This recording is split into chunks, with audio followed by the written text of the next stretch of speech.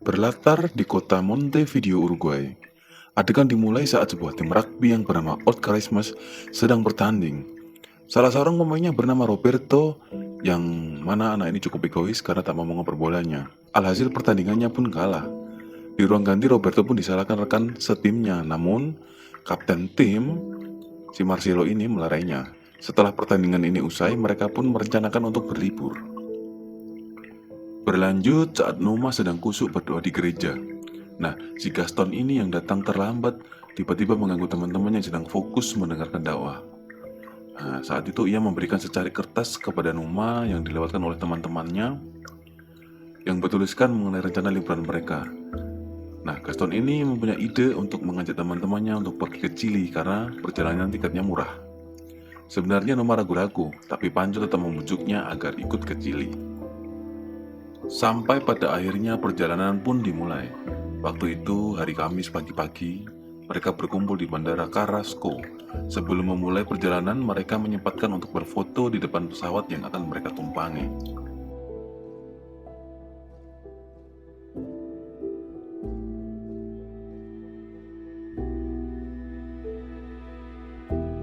Pesawat pun mulai lepas landas. Di atas pesawat mereka saling bercanda tanpa ada yang menyadari bahwa tragedi yang sesungguhnya sudah mengintai. Sampai pada akhirnya pesawat yang mereka tumpangi sampai di pegunungan Andes. Awalnya lancar-lancar saja, namun semakin memasuki kawasan pegunungan, pesawat ini tiba-tiba mengalami turbulensi. Tak lama kemudian, situasi makin mencekam saat tiba-tiba pesawat anjlok dan menabrak pegunungan karena tak sempat menaikkan ketinggiannya. Tak kuat menahan benturan, akhirnya pesawat hancur seketika dan jatuh.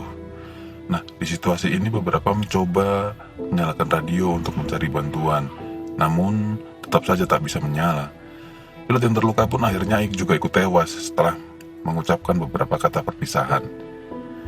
Dalam kejadian ini beberapa penumpang ada yang terluka dan juga tewas. Tak terasa sampai malam pun tiba, udara benar-benar dingin dan mau tak mau mereka harus saling berdempetan untuk menjaga suhu tubuh mereka untuk mencegah hipotermia. Akhirnya setelah mengalami malam yang buruk, pagi pun tiba dan mereka harus bertahan hidup dengan keadaan yang seadanya. Kursi satu persatu dikeluarkan untuk membuat ruangan dalam pesawat agar lebih lapang untuk dijadikan shelter sementara mereka. Mereka mengeluarkan teman-temannya yang sudah meninggal dan merawat yang masih hidup. Mereka harus menghemat makanan karena mereka tak tahu sampai kapan bantuan akan datang. Tak lama terdengar suara pesawat pencarian, namun sama sekali mereka tak terlihat oleh tim penyelamat. Di hari ketiga, Nando, salah satu teman mereka yang kritis, akhirnya sadar. Berhari-hari mereka menunggu bantuan namun tak ada satupun tim besar yang menemukannya. Sampai di hari ke-6, mereka sudah kehabisan bekal. Sampai akhirnya Nando mulai tak waras, yang mana punya pemikiran untuk memakan jenazah rekan-rekan yang sudah tewas duluan. Malam harinya, di dalam bangkai pesawat yang sudah dijadikan shelter oleh mereka, akhirnya perdebatan pun dimulai. Beberapa ingin memakan jenazah rekan-rekan yang sudah tewas. Sebagian tak setuju karena tak sesuai dengan hati nurani. Sampai pada akhirnya di hari ke-9, rasa lapar ini tak bisa dibendung lagi. Tak ada pilihan lain selain memakan daging dari teman-temannya sendiri. Saat itu 4 orang menguliti dan memotong jenazah untuk dimakan. Sampai sisanya yang lain mengikuti karena tak ada pilihan lagi. Tugas Eduardo dan Vito yang paling menyiksa. Kenapa? Karena mereka harus memotong-motong jenazah demi teman-temannya yang lain, agar yang lain juga tidak mengetahui daging siapa yang mereka makan. Daging ini meski berhari-hari masih belum busuk karena cuaca di luar sangatlah dingin dan mampu untuk mengawetkannya. Numa, Marcelo, dan beberapa kawannya tetap teguh untuk tidak ikut makan jenazah rekannya. Hanya bisa menatap langit karena berharap bantuan akan segera datang. Scene berlanjut saat mereka menemukan sebuah radio kecil. Tak lama, Roy yang ahli dengan alat-alat elektronik ini berusaha memperbaikinya agar bisa hidup. Sementara Pancho yang kini membujuk Numa untuk ikut makan agar tetap bisa hidup, karena hanyalah nyawa yang saat ini mereka punya. Tak lama mereka mendengar jeritan dari teman-teman yang ada di luar. Mereka teriak histeris karena mendengar berita di radio yang sudah nyala. Mereka shock saat mendengar berita bahwasanya pencarian terhadap mereka sudah dihentikan dan akan dilanjutkan tahun depan saat salju sudah meleleh dan mempermudah pencarian. Pada akhirnya Marcelo sampai menyuruh yang lain untuk tetap memakan daging dan jenazah rekan mereka untuk bisa terus hidup. Tak bisa tinggal diam, Numa dan dua temannya kini nekat pergi keluar mencari ekor pesawat untuk mengambil aki, yang mana aki ini nanti akan digunakan untuk menyalakan radio pesawat. Namun bangkai pesawat sudah hancur, terpisah-pisah, dan sampai malam hasilnya nihil. Mereka tak bisa pulang karena ada badai dan harus menunggu sampai pagi. Lanjut di hari ke-17. Saat itu mereka sudah 5 hari terkena badai dan harus tetap di dalam shelter yang mereka buat, karena jika keluar mereka akan mati. Mereka saling menghibur diri untuk tetap menjaga kewarasan. Tak lama kemudian, tiba-tiba mereka mendengar suara gemuruh, yang mana suara tersebut dari longsoran salju yang menerjang tanpa ampun. Longsoran salju ini sampai masuk ke dalam shelter yang menimbun semua orang yang di dalam. Bahu-membahu mereka saling menolong untuk mengangkat yang lain. Saking dinginnya salju ini, sampai-sampai harus menggunakan air kencing untuk menghangatkan tangan. Di sini mereka saling mengabsen satu sama lain untuk mengecek siapa yang masih hidup. Dan di sini mereka harus menerima kenyataan bahwa badai ini memakan korban kembali, termasuk Marcelo sang kapten tim. Keadaan masih saja belum membaik. Sekarang mereka masih terkurung di dalam shelter bangkai pesawat karena pintu keluar tertutup longsoran salju. Sudah 2 hari mereka terkurung dan rasa lapar mulai tak bisa dikontrol. Sebelumnya mereka bisa diam-diam memotong jenazah dan mengambil daging tanpa diketahui rekan yang lain. Untuk saat ini, mau tak mau mereka harus memotong daging di hadapan semua yang masih hidup. Sampai pada akhirnya Numa mulai muak melihat ini semua dan memaksa untuk keluar dari shelter dengan memecahkan kaca bangkai pesawat.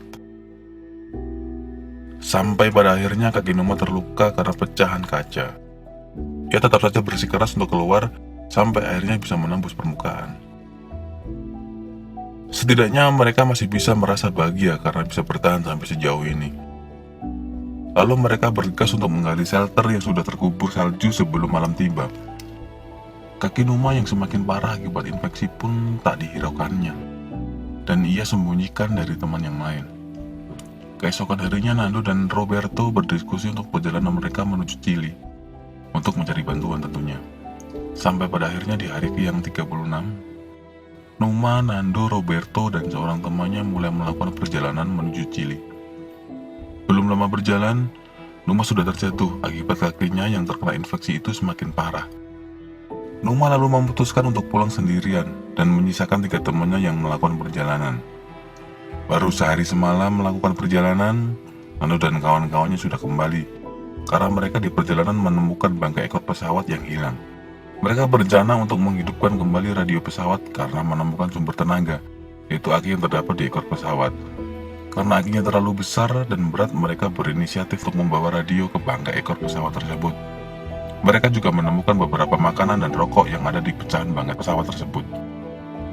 Siangnya, Roy sang pakar elektronik bersama Nando, Roberto, dan Tintin pergi ke lokasi pesawat. Sesampainya di sana, Roy memperbaiki lampu untuk pencahayaannya di malam hari. Paginya mereka bertiga saling membantu untuk mencoba memperbaiki radio untuk mencari bantuan. Di sisi lain, persediaan daging sudah mulai habis sampai harus mengorek-korek tulang. Tak ada yang tersisa. Hal yang tadinya tabu sekarang sudah seperti rutinitas karena mereka sudah tak peduli lagi. Dan ya mau gimana lagi, mereka harus bertahan hidup. Kembali ke Roy dan kawan-kawan, radio tetap tak bisa menyala dan mau tak mau mereka harus kembali ke shelter. Sudah 58 hari sejak insiden hancurnya pesawat mereka. Mereka saling berkumpul untuk mendengarkan dari radio kecil bahwasanya pencarian akan dilanjutkan kembali. Namun mereka tak terlalu berharap. Nando berencana melanjutkan perjalanan mendaki sampai ke Chili. Saat itu Roberto sempat takut tak sampai tujuan karena medan yang berat tentunya dan waktu perjalanan yang tak pasti. Daging untuk bekal pun tak ada yang tersisa. Agar tidak gila, mereka saling menghibur diri dengan menirukan suara-suara burung. Nah, di sini Tintin bersikeras untuk mengabadikan momen ini dengan kameranya, seakan-akan untuk kenang-kenangan terakhir. Karena setelah ini mereka tak tahu sampai kapan mereka bisa bertahan hidup. Di saat kondisi Numa yang sudah semakin lemas, ia berpesan kepada Nando untuk mengizinkannya dan teman-temannya memakan jasadnya kalau ia meninggal. Tak lama kemudian, Numa akhirnya meninggal pada tanggal 11 Desember saat sedang tidur. Keesokan harinya setelah kematian Numa, mereka yang masih hidup menggunakan jasadnya untuk bertahan hidup dan juga sebagai bekal Nando, Roberto, dan Tintin untuk melakukan perjalanan ke Chili. Saat berpamitan, Nando juga berpesan untuk menggunakan jasad adik perempuan dan ibunya jika persediaan daging menipis lagi kepada mereka yang menunggu di shelter. Di hari yang ke-61, akhirnya ekspedisi menuju Chili pun dimulai. Sampai pada akhirnya mereka sampai di puncak salah satu pegunungan di sana. Sejauh mata memandang, hanya pegunungan indah terselimuti salju yang terlihat. Terasa sangat tidak memungkinkan untuk berjalan melewatinya, sedangkan bekal daging yang mereka bawa hanya untuk seminggu saja. Pada akhirnya, Tintin kembali ke shelter dan bekalnya ia beri kepada Nando dan Roberto untuk menambah stok makan di ekspedisi kali ini. Ekspedisi akhirnya hanya dilanjutkan 2 orang saja. Tak kenal lelah, mereka terus berjalan menuruni pegunungan bersalju. Sampai pada akhirnya mereka mulai sampai di lembah di mana salju sudah mulai berkurang. Tak sadar daging manusia yang mereka bawa pun akhirnya busuk. Setelah berhari-hari perjalanan, akhirnya mereka menemukan sungai yang cukup deras. Lumayanlah bisa untuk menghilangkan dahaga. Saat itu sambil minum, Nando melihat seekor kadal yang dalam pikirannya bisa dijadikan makanan alternatif. Berbeda dengan Roberto, yang tiba-tiba melihat seseorang di seberang. Akhirnya mereka bertemu dengan warga lokal setelah sekian lama. Ekspedisi selama 10 hari ini pun akhirnya membuahkan hasil. Tentu saja mereka langsung refleks untuk berteriak minta pertolongan. Namun karena warga lokal ini tak tahu bahasa mereka, akhirnya pria ini berinisiatif melemparkan kertas untuk menulis pesan. Pesan yang ditulis Nando ini menerangkan bahwa mereka adalah korban jatuhnya pesawat di pegunungan Andes dan masih ada 14 orang korban lagi yang tersisa di pegunungan. Dari 40 penumpang dan 5 awak kapal, hanya ini yang tersisa dari mereka. Tak lama, saat mereka sedang asik menyantap makan, media pun datang untuk meliput. Kini berlanjut ke kondisi di shelter bangkai pesawat. Mereka mendengar dari radio bahwasanya Nando dan Roberto berhasil sampai Chili. Sebelum penjemputan dari tim SAR, mereka mencoba membersihkan diri ala kadarnya dan berusaha terlihat rapi saat dijemput. Sebelum dijemput, mereka juga sempat meratapi sisa-sisa tulang dari rekan-rekannya yang mereka ambil untuk bertahan hidup. Adegan berlanjut ke Roberto yang membawa sisa daging dari jasad rekannya. Di sini Roberto menguburkan daging ini sebagai simbol pemakaman untuk rekan-rekan seperjuangannya yang sudah meninggal. Tim penyelamat akhirnya tiba diiringi dengan tangis haru kebahagiaan. Tak lama mereka dibawa ke Chili dan diperiksa satu persatu karena kondisi masing-masing tidak baik-baik saja. Di sini Gustav sempat ngambek karena disuruh meninggalkan tas yang berisi kenang-kenangan dari rekan-rekannya yang sudah meninggal. Sampai pada akhirnya sang pilot mengizinkan untuk membawanya. Mereka yang telah meninggal dalam tragedi ini telah menjadi pahlawan untuk mereka yang selamat. Tanpa itu semua, mereka tak akan berhasil. Sekian dulu, sampai ketemu di video selanjutnya.